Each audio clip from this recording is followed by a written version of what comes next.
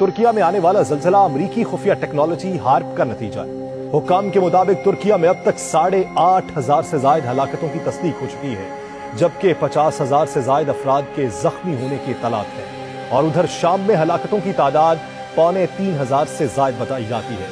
3 ہفتے قبل فیٹو کے سرکار کاراباخ نے کہا تھا کہ 7.4 شدت کا زلزلہ آئے گا۔ امریکی جہاز ترکیہ میں لنگر انداز ہوا اور ہاتھ کا بٹن دبا دیا گیا۔ سفارت خانے بند کر کے اراکین کو واپس بلا لیا گیا۔ اس تباہ کن صورتحال کے درمیان ہزاروں لوگ اپنی جان سے ہاتھ دھو بیٹھے ہیں کہ زلزلہ مصنوعی طور پر بنایا گیا تھا۔ اس زلزلے کو ہارپ یعنی high frequency active auroral research program سے بھی تشبیہ دی ہے، جو کہ ایک امریکی تحقیقی مرکز ہے جو آئنوسفیر کی خصوصیات اور طرز عمل کا مطالعہ کرتا ہے۔ یہ ہارپ کس بلا کا نام ہے؟ ٹیکنالوجی کے بارے میں بتاتے ہیں۔ یہ ٹیکنالوجی ایک حقیقت ہے، اس کے پیچھے امریکہ ہے۔ ہارپ دراصل high frequency active auroral research program کا مخفف ہے۔ ہارپ 1990 میں امریکہ میں شروع کیا۔ یہ ایک تحقیقاتی منصوبہ ہے۔ اس منصوبے کا بنیادی مقصد ریڈیو کمیونیکیشن ٹیکنالوجیز کو بڑھانا ہوتا ہے۔ روس یوکرین جنگ کے تناظر میں امریکہ حال ہی میں ترکی پر عدم تعاون کا الزام لگاتے ہوئے سنگین نتائج کی دھمکیاں بھی دے چکا ہے۔ ترکی جو ترکیہ میں اب تبدیل ہو چکا ہے، یہ سلطنت عثمانیہ کے اختتام کے بعد 100 سال اس کے 2023 میں پورے ہونے ہیں۔ 2023 میں 100 سال پورے ہوں گے تو معاہدہ لوزان بھی ختم ہو جائے گا۔ معاہدہ لوزان کے اختتام پر بہت سی جو شرائط تھی ترکی کے اوپر، وہ ترکی سے ہٹ جائیں گی، اور ترکی ایک معاشی پاور بن کے سامنے آنے کی کوشش کر رہا ہے۔ اسی وجہ سے وہ اسلاموفوبیا کے خاتمے کے لیے بھی کام کر رہا ہے۔ اسی وجہ سے جتنے بھی آپ ترکی کے نئے ڈراماز دیکھ لیں، اس میں کورلوس عثمان ہو، دریلس ایرترل ہو، مہندرمن جلال الدین ہو، اس وقت جو سب سے بڑی مشکل ترکی کے اوپر آن پڑی ہے، ہارپ کا نتیجہ ہے۔ بنیادی طور پہ ہارپ امریکی ریاست الاسکا میں چلنے والی ایک ریسرچ پروجیکٹ کا نام ہے، جو 23 سے 35 ایکڑ رقبے پر لگائے گئے 180 ٹاورز اور اینٹینوں پر مشتمل ہے، جس سے 3 بلین واٹ طاقتور الیکٹرو میگنیٹک ویوز پیدا کی جا سکتی ہیں۔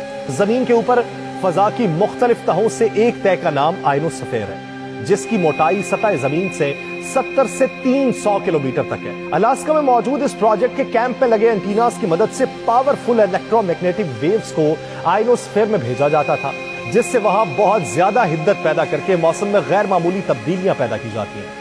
اس کی مدد سے ایک طرف کسی خطے کو بارشوں سے بالکل محروم کر کے بنجر بنایا جا سکتا ہے، اور دوسری طرف کسی خطے میں حد سے زیادہ بارشوں سے مصنوعی سیلاب بھی پیدا کیا جا سکتا ہے۔ اس ٹیکنالوجی کی مدد سے دنیا کے مختلف خطوں میں زیر زمین ذخائر کی موجودگی اور ان کی مقدار کا بھی اندازہ لگایا جا سکتا ہے۔ اس پروجیکٹ کی مدد سے آئنوسفیر کا درجہ حرارت غیر معمولی حد تک بڑھایا جا سکتا ہے، جس کی وجہ سے بہت ہی کم فریکوینسی کی لہریں پیدا کی جاتی ہیں، جن کا رخ زمین کی طرف موڑ دیا جاتا ہے۔ اس لیے ان کی مدد سے انرجی کی بہت بڑی مقدار کو زمین یا فضا کے کچھ حصے پر فوکس کر کے منتقل کرنے سے بہت زیادہ درجہ حرارت کا پلازما پیدا کیا جا سکتا ہے۔ اس سے جنگلوں میں بھی آگ لگائی جا سکتی ہے، اڑتے جہاز کے انجن کو آگ لگا کے گرایا جا سکتا ہے۔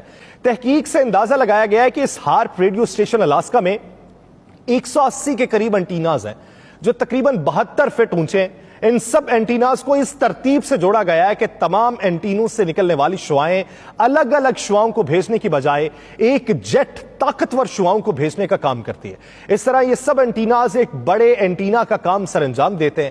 یہ اینٹیناز فضا میں ٹنوں کے حساب سے انرجی بھیجنے کا کام کرتے ہیں، جس سے ELF ویوز پیدا ہوتی ہیں۔ یہ فضا میں 3.6 ملین واٹس کی طاقت والی شعاعیں بھیجتے ہیں، جو کسی بھی اڑتے ہوئے جہاز کے انجن کو بآسانی ایک ہی جھٹکے میں پگھلا سکتی ہیں۔ یہ تو وہ باتیں ہیں جو عوام کے سامنے کسی نہ کسی طریقے سے پہنچ گئی، لیکن اصل میں عوام کو